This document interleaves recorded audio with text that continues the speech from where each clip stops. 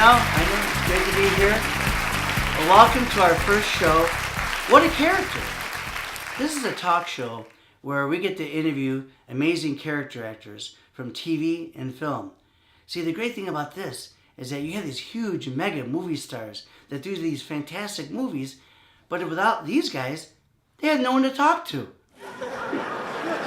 Actually, if you really think about it, some of these movie stars start off as character actors. One of the main ones, one of the best guys, I saw him in an interview a couple of days ago, is Billy Bob Thornton. He did Sling Blade. He's an out-of-work actor, came out of nowhere, created this great movie, and got it made, and he just sat in front of the mirror and go, you're a good boy. Can I have some potted meat? Yeah.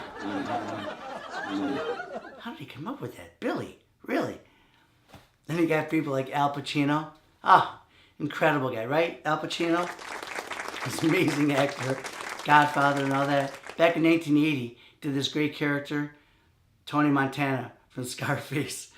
Again, how did he come up with this? Hey, how you doing? I came out with this guy because this is what works, okay? I don't come from no freaking banana bone, man. I'm an actor, actor, you cockroach. Hey, love you. Then you got John Travolta. Remember Saturday Night Fever? Oh my God. Love John Travolta. Remember he's yelling at his friend Bobby on the bridge? She's like, Bobby, get out of here. You're getting me nervous.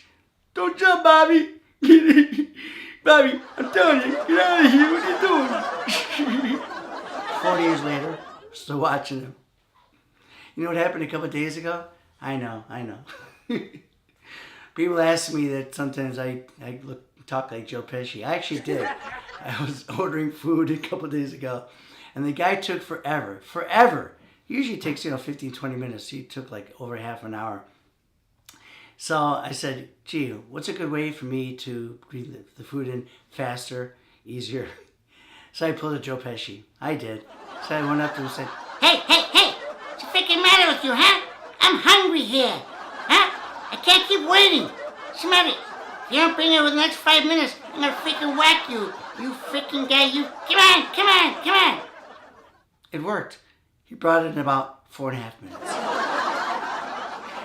So again, welcome to the show. We got a great character actors coming in. First one is Michael Albella, and we're going to interview him right now. We'll see you in a few minutes. The first guest is a fantastic actor, originally from LA, but he lived in New York City for about 8-9 years. And he's done some incredible movies. I know you've seen him, of course. Everyone has seen Horrible Bosses with Jennifer Aniston and Charlie Day. Then you have the Muppet movie for the kids and adults. And another great movie that came out way back in 1997. I still remember like yesterday. I've seen it like 4 or 5 times. With Jody Foster, Matthew McConaughey, Contact, the sci-fi movie.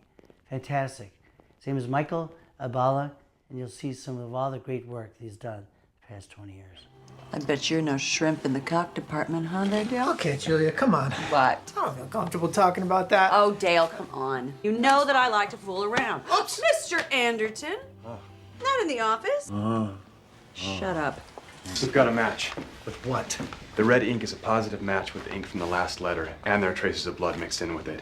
We've got a pair of Raptor boots the exact same size as the footprint, and we're testing fibers from some burned clothes we found buried at the side of the house. Yeah, I suppose you think I planted all that, too. The Muppet's back on TV, okay?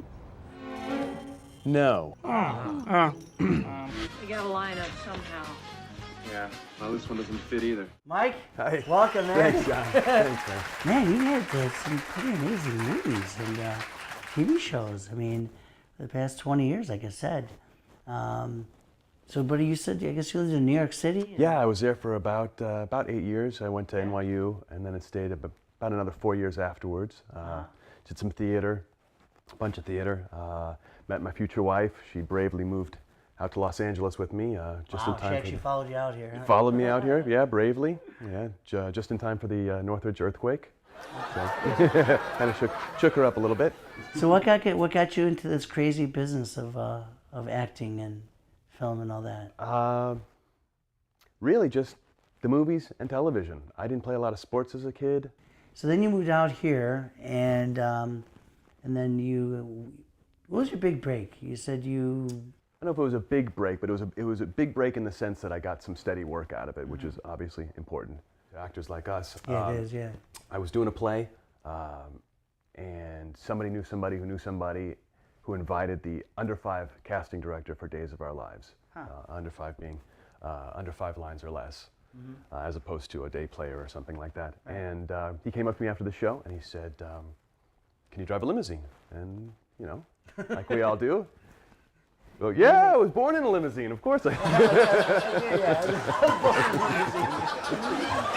Even if you can't right, you can't drive a limousine. You say you can anyways, okay? And even if you don't have a license, you say it anyways. Yeah. So he said, "Well, do you want to work on Friday?" Yeah, I went in and I started driving a limo for one of the main characters on the show, and that lasted for about.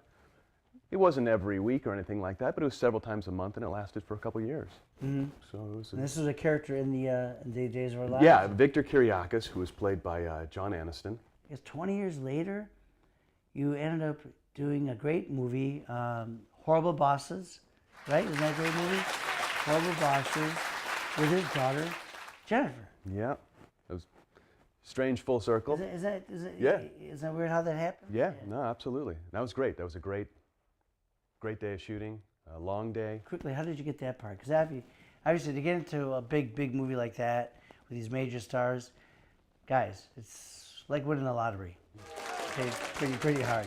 And Mike got it. So how did you get it? It was an audition. It was an audition with no lines, because it's basically just a physical scene, just act and react type of stuff, if you remember. I do. So it wasn't like I could audition. I didn't have anything to memorize. It was just, here's what the scene's going to be about. You know, I need you to. What did you do, Mike? This is the scene. This is a great scene. Open my mouth like I was in a dentist chair. Hey, you got the part. Exactly. Yeah, exactly. What did you do in an audition? Yeah, that's good. That's a good That's a good Yeah, they're taking notes. You know. Let's give it to him.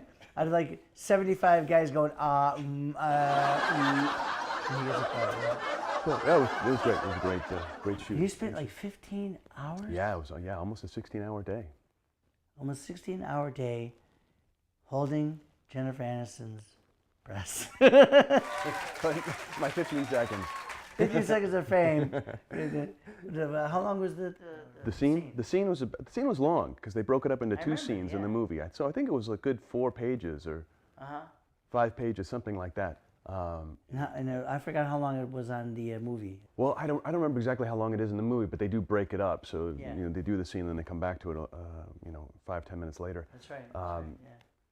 And I play one of her patients, and You play that sexy character. yeah, right, where she's basically a nymphomaniac, and she's not only hitting on Charlie Day in the scene, but she's kind of hitting on me too, and using me to hit on him. So I keep waking up, she keeps gassing me, and then at one point she takes my hand and puts it on her breast. This guy's in heaven, okay? Okay, she takes the hand, puts it on her breast, and it's okay. Yeah, it is. And she asked me, okay. She said, "Are you okay with this?" And I said, "My wife signed off on the contract, so we're okay." And did Charlie Day get upset? Charlie, He he's a great guy. Is he? Super, super funny. He guy. didn't come would up to like you, Mike, I want to do this scene. Jenny, can I put my hand on you, Jennifer? Charlie Day, I don't know why. Charlie, why do you talk like that? I don't know. Can't you just talk like this? You talk like, why we got this Michael Bauer next to me? Why does he get you right? Yeah, why are you taking the person at me? Actually, Mike, that's a very funny Sunday in Philadelphia is a great show. Great show, yeah. Very funny show. It's a very funny show. I've been watching it for years. Yeah. I used to have, after that movie came out, when it finally came out, I had friends who would literally, which hand was it, Mike? I'd say this one. Take it. Just put it right there, next, like on their cheek. Yeah, I had a bunch of friends who did that. Jenny's breast hand, and he puts it on your face.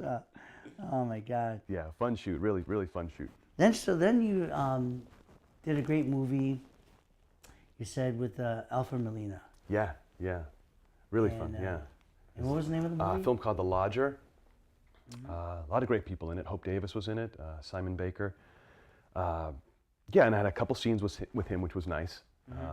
Always nice to have more than just one. Now, if you guys don't know, Alfred Molina is most likely one of the best character actors.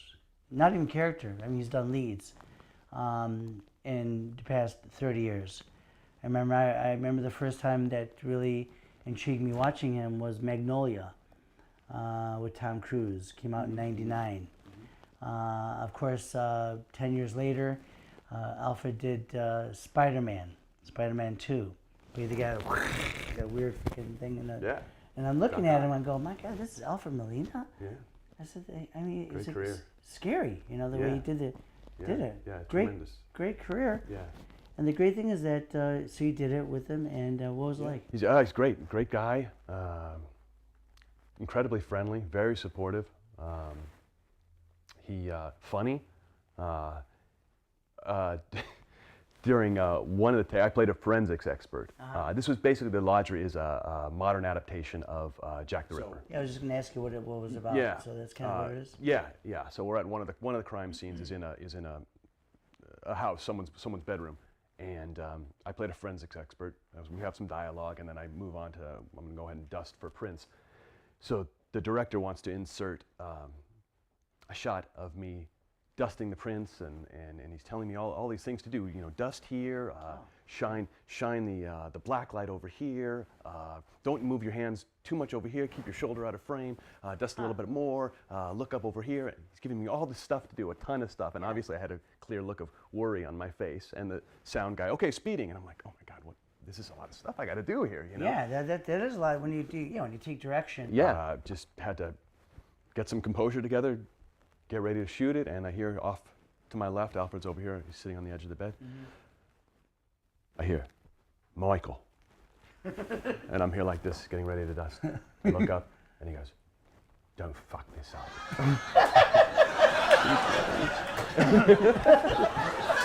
All the stuff to do. He's great, yeah, he's great. Did he say that?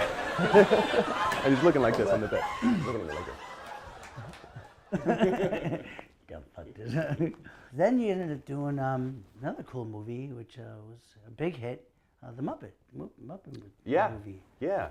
That was wonderful because my daughter, Una, had just been born about You have a 4-year-old? 4-year-old, yeah. She was born in September, and I shot that in November. So it was nice because I got to, it was actually the first day of the shoot. Oh, really? Yeah. Wow. And I heard that, I didn't get there on the set until like 12 o'clock, but I heard Amy Adams got there at like 3:30 in the morning and come. I said Amy Adams Yeah, was in there. yeah. I forgot that. Yeah, and come like 6 o'clock that day, she still hadn't shot. There's a Kermit the Frog here. We got a name, Michael Bella. Okay, let's hire him, okay? Because he had his hand on Jennifer Aniston.